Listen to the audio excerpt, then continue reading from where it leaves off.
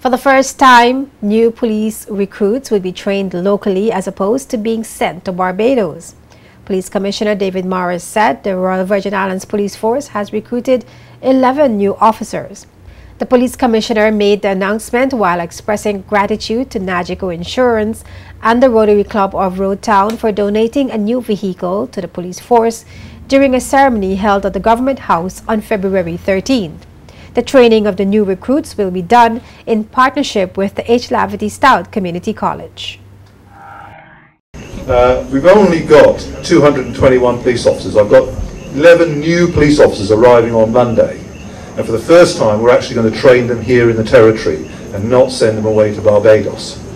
Because when we send them away to Barbados, they spend 6 months away and they don't understand the policing issues and the community issues of the British Virgin Islands, So it's important that we train our local police officers locally, and we're entering into a partnership with HLSCC to do that in relation to that.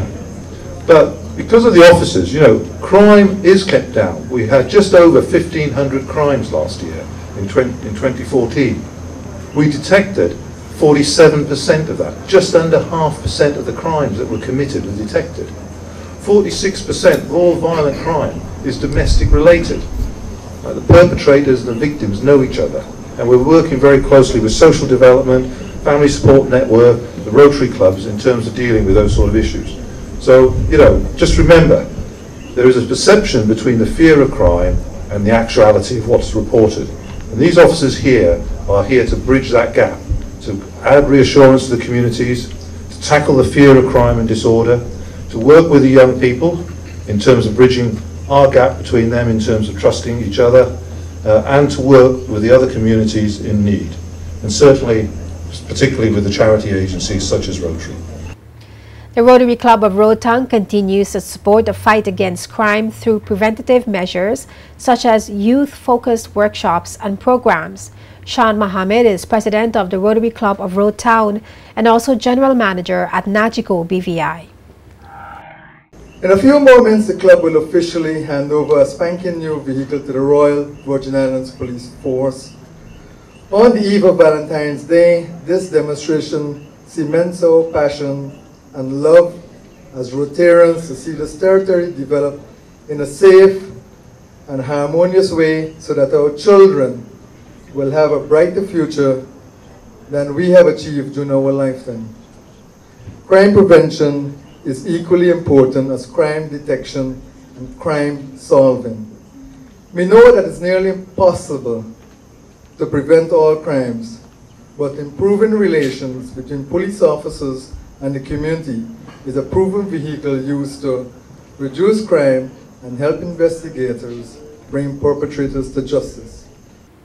Nagico continues to contribute to the BVI community through several other initiatives.